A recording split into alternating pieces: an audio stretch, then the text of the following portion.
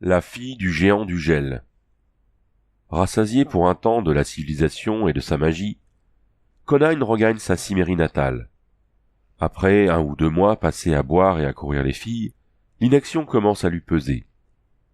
Il se joint alors à ses amis d'autrefois, les Aesir, et participe à un raid mené sur Vanaheim.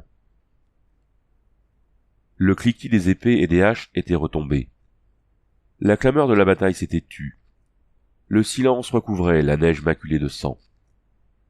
Le soleil morne et pâle étincelait d'une façon aveuglante sur les bancs de glace et les plaines recouvertes par la neige, lançant des reflets d'argent sur les corselets arrachés et les lames brisées des morts, gisant là où ils étaient tombés. La main inerte serrait toujours la poignée de l'épée brisée. Des têtes casquées, rejetées en arrière et figées dans la mort, dressaient des barbes rousses et des barbes blondes vers le ciel, comme pour crier une dernière invocation à Ymir, le géant du gel, dieu d'une race guerrière. Au milieu de la neige nourrie par le sang et des formes bardées de fer, 2 silhouettes se regardaient. Elles seules bougeaient au sein de ce paysage d'une désolation extrême. Au-dessus de leur tête, le ciel glacé. Autour d'elles, la plaine blanche, sans limite, et les morts gisant à leurs pieds. Lentement, elles s'avançaient parmi les cadavres, semblables à des fantômes se hâtant vers un sinistre rendez-vous, au milieu des vestiges d'un monde mort. Dans le silence profond, elles s'affrontèrent. Les 2 hommes étaient grands, puissamment bâtis, comme des tigres. Ils avaient perdu leurs boucliers. Leurs corselets étaient bosselés et déchirés. Du sang séché maculait leurs cuirasses. Leurs épées étaient tachées d'écarlate. Leurs casques à cornes portaient la trace de coups féroces. L'un d'eux était imberbe et ses cheveux étaient noirs. La chevelure et la barbe de l'autre étaient aussi rouges que le sang sur la neige, chauffé par le soleil. « Guerrier !» cria ce dernier. « Dis-moi ton nom, afin que mes frères de Vanaheim sachent quel fut le dernier homme de la bande de Wulfhere à tomber sous l'épée de Heimdall. »« Ce n'est pas à Vanaheim, » gronda le guerrier aux cheveux noirs, « mais au Valhalla. Que tu diras à tes frères que tu t'es battu contre Conan, le Cimmérien ?» Heimdall poussa un rugissement et bondit. Son épée étincela comme elle décrivait un arc de cercle mortel. La lame s'écrasa en chantant sur le casque de Conan, qui vola en éclats, au milieu d'étincelles bleutées. Le Cimmérien vacilla. Devant ses yeux flottèrent des brumes rouges. Pourtant, comme il titubait, il porta une botte de toute la force de ses puissantes épaules. La pointe acérée arracha les mailles des reins et s'enfonça, brisant les os et transperçant le cœur. Le guerrier aux cheveux rouges mourut aux pieds de Conan. Le Cimmérien se tenait dressé, son épée abaissée vers le sol. Une soudaine lassitude et un profond dégoût s'emparèrent de lui.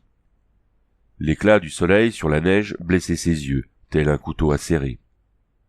Le ciel parut se retirer, devenant étrangement lointain et différent. Il se détourna de l'étendue piétinée où des guerriers aux barbes blondes gisaient auprès de tueurs aux cheveux roux, unis dans la mort. Il fit quelques pas. Soudain, la lueur ardente des pentes neigeuses fut occultée. Une vague de ténèbres l'emporta. Il tomba dans la neige et se redressa sur un bras bardé de fer, secouant la tête pour chasser la cécité de ses yeux, comme un lion agiterait sa crinière. Un rire argentin parvint jusqu'à Conan, transperçant son vertige. Sa vue redevint lentement normale. Il leva les yeux. Le paysage alentour lui semblait curieusement transformé. Une étrangeté qu'il ne parvenait pas à situer ou à définir. Une teinte inconnue du ciel et de la terre. Déjà, il n'y pensait plus. Devant lui, ondoyant comme un arbrisseau sous le vent, se tenait une femme. Pour ses yeux éblouis, le corps de l'inconnu semblait d'ivoire. À l'exception d'un léger voile tissé des fils les plus fins, elle était aussi nue qu'au premier jour. Ses pieds délicats étaient plus blancs que la neige qu'il foulait avec dédain. Elle riait en regardant le guerrier déconcerté. Son rire était plus mélodieux que le doux clapotis de fontaine argentée, empreint cependant d'une cruelle moquerie. « Qui es-tu » demanda le Cimmérien. « D'où viens-tu » ? Quelle importance ! Sa voix était plus musicale qu'une harpe aux cordes d'argent, mais exprimait une certaine méchanceté. Appelle tes hommes, dit-il en serrant son épée dans sa main. Bien que mes forces me fassent défaut, ils ne me prendront pas vivant. Je vois que tu es une Vanir. L'ai-je dit? Le regard de Conan se posa à nouveau sur ses cheveux décoiffés qu'il avait cru tout d'abord être roux. Il voyait à présent qu'ils n'étaient ni roux ni blonds, mais d'un éclatant mélange des deux couleurs. Il la contemplait, fasciné. Sa chevelure semblait d'un or de fée. Le soleil se reflétait sur ses tresses avec une violence telle que Conan avait presque du mal à les regarder. Ses yeux, de même, n'étaient ni tout à fait bleus ni entièrement gris. Leur couleur était changeante, contenait des lumières dansantes et des nuances qu'il aurait été incapable de nommer. Ses lèvres rouges et pleines souriaient. De ses pieds menus jusqu'à la couronne aveuglante de sa chevelure tombant en cascade, son corps d'ivoire était aussi parfait que le rêve d'un dieu. Le sang de Conan martelait ses tempes. « Il m'est impossible de décider, répondit-il, si tu es de Vanaheim, mon ennemi par conséquent, ou bien d'Asgard et mon ami. J'ai beaucoup voyagé, mais tu ne ressembles pas aux autres femmes que j'ai connues. Tes cheveux m'aveuglent par leur éclat. Jamais je n'ai contemplé une pareille chevelure, pas même parmi les plus belles filles des Aesir. Par Ymir. Qui es-tu donc pour jurer pas Ymir? Se moqua-t-elle. Que sais-tu des dieux de la glace et de la neige, toi qui es venu du sud pour courir l'aventure avec des étrangers? Par les sombres dieux de ma race! S'écria-t-il avec colère. Bien que je n'appartienne pas aux Aesir aux cheveux blonds, je me suis battu à leur côté aujourd'hui. 80 hommes sont tombés et je suis le seul survivant sur ce champ de bataille où les pillards de Vulféré ont affronté les loups de Bragi. Dis-moi, femme, as-tu vu la lueur de Cuirasse sur les plaines enneigées? As-tu aperçu des hommes en armes venant dans cette direction? J'ai vu la gelée blanche étinceler au soleil, répondit-elle.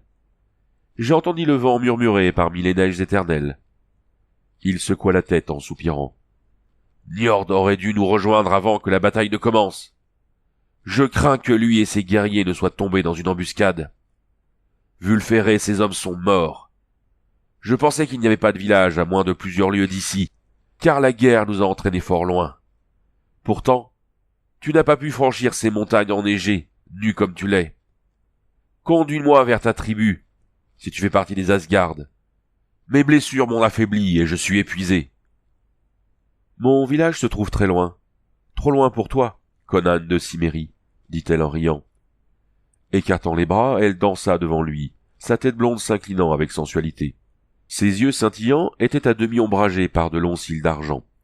Ne suis-je pas belle, guerrier? Aussi belle que l'aube courant nue sur la neige, murmura-t-il. Ses yeux brûlaient comme ceux d'un loup. Alors qu'attends-tu pour te relever et me rattraper? Quel est ce vaillant guerrier qui reste prostré à terre et rampe devant moi? Chanta-t-elle avec une raillerie à rendre fou tout être humain. Ah! Reste allongé et meurs dans la neige, comme ces autres fous, Conan à la noire chevelure. Tu ne saurais me suivre là où je vais. Avec un juron, le Cimmérien se redressa et se mit debout. Ses yeux bleus flamboyaient. Son visage sombre et couvert de balafre était déformé par la colère. La rage s'empara de son âme. La rage et le désir de cette silhouette blanche, dont le rire moqueur transformait en feu liquide le sang dans ses veines, lui martelant frénétiquement les tempes. Une passion aussi violente qu'une douleur physique inonda tout son être. La terre et le ciel s'empourprèrent et tanguèrent sous ses yeux. La folie qui l'envahit chassa de son corps la fatigue et le dégoût. Sans prononcer un seul mot, il rengaina son épée ensanglantée, et avança vers elle, tendant les doigts pour saisir son corps si doux. Avec un éclat de rire, elle fit un saut en arrière et se mit à courir, riant vers lui par-dessus son épaule blanche. Poussant un grognement sourd, Conan la suivit. Oubliez la bataille, oubliez les guerriers bardés de fer baignant dans leur sang, oubliez Niord et ses pillards qui n'étaient pas arrivés à temps. Il avait tout oublié, ne pensant plus qu'à la silhouette blanche et svelte qui semblait plus flotter que courir devant lui. La poursuite commença à travers les plaines enneigées et aveuglantes. Le champ de bataille rouge et piétiné disparut derrière lui. Conan courait toujours avec la ténacité silencieuse de sa race. Ses bottes bardées de fer écrasaient la croûte du sol gelé. Il s'enfonçait profondément dans les coulées de neige et s'avançait, porté par sa seule énergie brutale. La jeune fille dansait sur la neige, aussi légère qu'une plume flottante sur un étang. Ses pieds nus laissaient à peine une empreinte sur la gelée blanche recouvrant le sol. En dépit du feu qui embrassait ses veines, le froid transperçait la cuirasse et la tunique doublée de fourrure du cimérien, le mordant cruellement. La jeune fille, dans son voile de fil tissé, courait aussi légèrement et aussi joyeusement que si elle dansait parmi les palmiers et les roseraies de Poitain. Elle courait toujours, et Conan la suivait. De noires imprécations sortaient de ses lèvres desséchées. Les grosses veines de ses tempes étaient gonflées et battaient. Il grinçait des dents avec fureur. « Tu ne m'échapperas pas !» rugit-il. « Conduis-moi vers un traquenard, et je déposerai à tes pieds les têtes tranchées des hommes de ta tribu. Cache-toi, et je fendrai en deux les montagnes pour te retrouver. Je te suivrai jusqu'en enfer !» Les lèvres du barbare se couvrirent de bave, tandis que le rire ensorceleur de la jeune fille flottait jusqu'à lui. Elle l'emmenait de plus en plus loin vers des régions désolées. Les heures passèrent. Le soleil descendait lentement à l'horizon. Le paysage se transforma. Les vastes plaines furent remplacées par des collines de faible hauteur, qui se succédaient et s'élevaient en un alignement irrégulier. Loin vers le nord, il entrevit des montagnes imposantes. Leur neige éternelle bleue avec la distance semblait rosir sous les rayons du soleil couchant rouge sang. Dans le ciel obscur, jaillirent les jets lumineux de l'aurore boréale. Des rubans gelés de lumière froide et ardente, changeant de couleur, grandissant et s'animant. Au-dessus de lui, les cieux flamboyaient et crépitaient, emplis d'étranges lueurs et de rayons étincelants. La neige brillait étrangement, tantôt d'un bleu gelé, tantôt d'un écarlate glacé, tantôt d'un argent froid comme la mort. Conan courait toujours à travers ce royaume enchanté, au chatoiement glacé.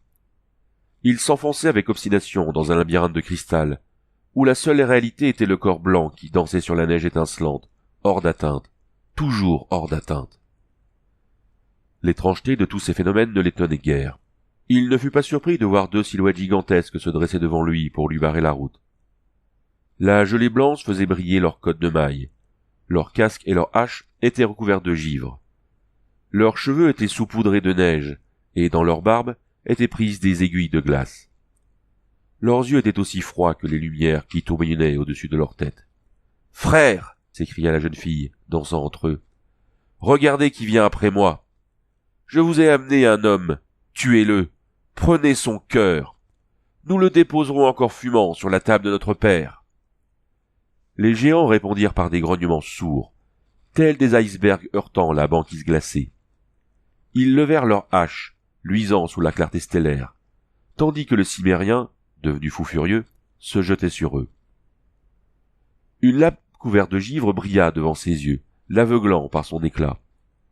Il riposta par un coup qui trancha la jambe de son adversaire à la hauteur du genou. La victime tomba avec un grognement.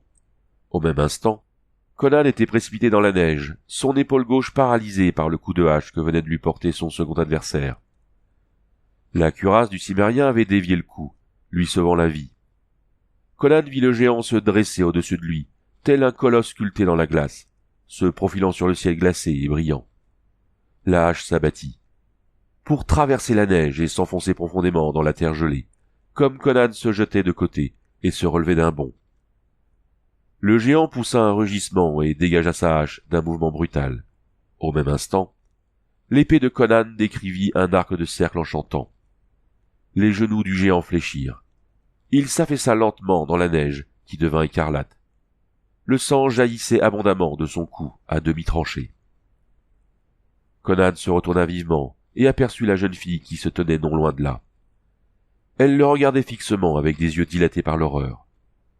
Toute expression moqueuse avait disparu de son visage. Il poussa un cri féroce, et des gouttes de sang volèrent de son épée, comme sa main tremblait sous la violence de sa passion. « Appelle tes autres frères !»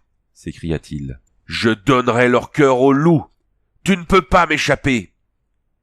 Avec un cri d'épouvante, elle fit demi-tour et s'enfuit rapidement. À présent, elle ne riait plus et ne se moquait plus de lui par-dessus sa blanche épaule. Elle courait comme si sa vie était en jeu. Le cimérien mit à contribution le moindre de ses nerfs et de ses muscles. Bientôt ses tempes semblèrent sur le point d'éclater. La neige tangua, rouge, devant lui. Pourtant elle se maintenait hors de sa portée. Elle s'éloignait même de lui, disparaissant parmi les feux magiques qui flamboyaient dans le ciel. Elle ne forma plus qu'une silhouette à peine plus grande qu'un enfant, puis une flamme blanche dansant sur la neige, enfin une vague tache dans le lointain. Conan serra les dents, au point que le sang coula de ses gencives, et continua à courir. Il vit la tache grandir et se transformer en une flamme blanche dansant sur la neige. La flamme devint une silhouette aussi grande qu'un enfant. Elle courait à moins d'une centaine de pas devant lui. Lentement, pied après pied, l'écart entre eux s'amenuisait. Elle courait avec effort à présent. Ses cheveux blonds flottaient sur ses épaules. Il entendit son souffle rapide et haletant. Il aperçut la lueur terrifiée au fond de ses yeux, comme elle regardait rapidement derrière elle. La farouche endurance du barbare était enfin récompensée. Les jambes de la jeune fille, d'une blancheur éclatante, perdirent de leur agilité. Sa course devint incertaine. Dans l'âme indomptée de Conan, s'embrasèrent les feux de l'enfer qu'elle avait si bien su allumer. Avec un rugissement inhumain, il la rejoignit au moment où elle se retournait, avec un cri d'horreur, et tendait ses bras pour le repousser. Son épée tomba dans la neige, comme il la tirait et la serrait contre lui. Son corps svelte s'arqua en arrière. Elle se débattait avec une fureur désespérée, prisonnière des bras d'acier du Cimmérien. Ses cheveux d'or volaient autour du visage de Conan, l'aveuglant par leur éclat. Le contact de son corps souple, se tordant entre ses bras bardés de fer, fit naître en lui une folie encore plus aveugle. Ses doigts puissants s'enfoncèrent profondément dans la douce peau de la jeune femme, une peau aussi froide que la glace. Il eut l'impression d'étreindre non pas une femme de chair et de sang, mais un être de glace ardente. Elle rejeta sa tête de côté pour éviter les baisers impétueux qui meurtrissaient ses lèvres rouges. « Tu es aussi froide que la neige !» murmura-t-il, dans un éblouissement. « Mais je vais te réchauffer, car mon sang est en feu !» Avec un cri, dans un ultime mouvement de révolte, elle se dégagea de l'étreinte de Conan, laissant entre les doigts du barbare son unique vêtement au fil de lin. Elle s'écarta d'un bond et lui fit face, ses cheveux blonds en désordre. Ses seins d'albâtre se soulevaient rapidement. Ses yeux magnifiques flamboyaient de terreur. Un instant, il resta figé sur place, saisi d'une crainte respectueuse devant sa redoutable beauté, comme elle se tenait ainsi, nue sur la neige. À cet instant, elle leva les bras vers les lumières se tordant dans le ciel, et s'écria d'une voix qui résonnerait à jamais dans les oreilles de Conan. « Ymir! Ô mon père! Sauve-moi !» Conan s'élança en avant, tendant les bras pour la saisir. Dans un formidable craquement, tel un glacier se disloquant, le ciel tout entier se transforma en un brasier de glace. Le corps d'ivoire de la jeune fille fut baigné d'une flamme bleue et froide, tellement aveuglante que le Cimmérien porta vivement ses mains à ses yeux pour les protéger de la lueur intolérable. Durant un fugitif instant, le ciel et les montagnes enneigées parurent enveloppées de flammes blanches et crépitantes, traversées de dards bleutés, de lumière glacée et de feux écarlates gelés. Conan tituba et poussa un cri. La jeune fille avait disparu. La neige étincelante était nue et vide. Tout là-haut, au-dessus de sa tête, les feux magiques virevoltaient dans un ciel gelé devenu fou. Parmi les lointaines montagnes, retentit un grondement de tonnerre, comme aurait pu en produire un gigantesque char de guerre, tiré de par de fantastiques coursiers, dont les sabots éperdus auraient fait jaillir des éclairs de la neige, se répercutant dans les cieux. L'aurore boréale, les cimes recouvertes par la neige et le ciel flamboyant se mirent à tournoyer follement sous les yeux de Conan. Des milliers de boules de feu explosèrent, produisant une pluie d'étincelles. Le ciel lui-même devint une roue titanesque qui déversait une pluie d'étoiles en tournoyant. Sous les pieds du Cimmérien, les pentes enneigées se soulevèrent, telle une gigantesque lame de fond. Il s'effondra, pour rester allongé sur la neige, sans mouvement. Au sein d'un univers froid et sombre, dont le soleil s'était éteint depuis des éons, Conan percevait le mouvement de la vie, autre et insoupçonné. Il était le jouet d'un tremblement de terre. Celui-ci le secouait d'avant en arrière, tout en frottant ses mains et ses pieds. Il poussa un hurlement de douleur et de rage, voulut saisir son épée. « Il revient à lui, Orsa !» dit une voix. « Vite, frictionnons ses membres couverts de glace, sinon jamais plus il ne tiendra une épée. »« Il refuse d'ouvrir sa main gauche, » grommela une autre voix. « Il serre quelque chose entre ses doigts. » Conan ouvrit les yeux et regarda fixement les visages barbus penchés sur lui. Il est entouré de guerriers de grande taille, aux cheveux blonds, en cuirasse et fourrure. « Conan !» dit l'un d'eux. « Tu es vivant !»« Par Crom, Njord !» s'exclama le Cimmérien. « Suis-je encore en vie ?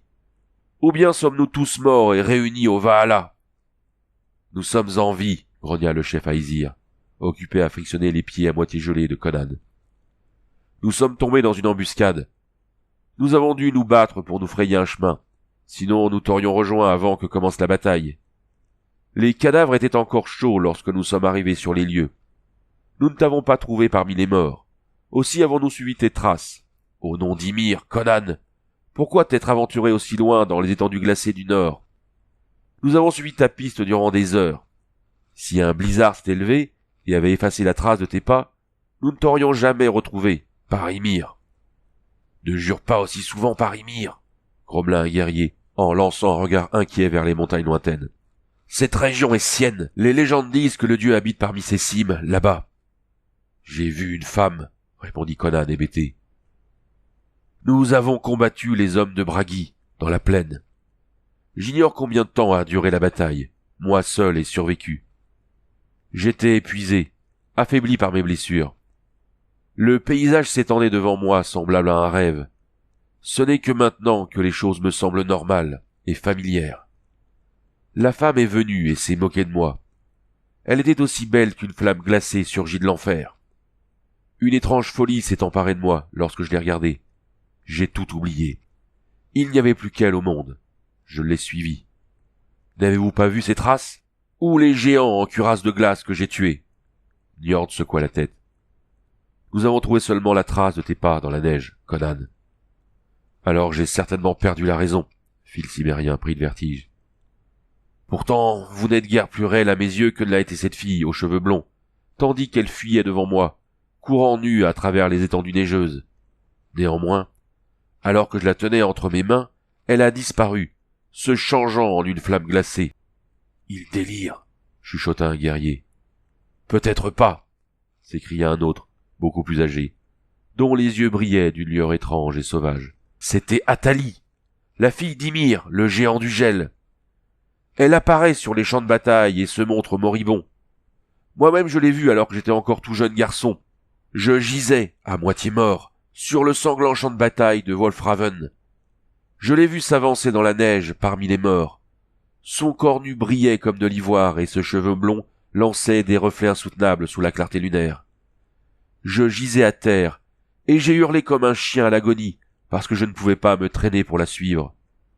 Elle séduit les guerriers blessés et les entraîne vers les déserts glacés, les conduisant vers ses frères, les géants du gel. Il tue ces hommes et dépose leur cœur rouge encore fumant sur la table d'Ymir.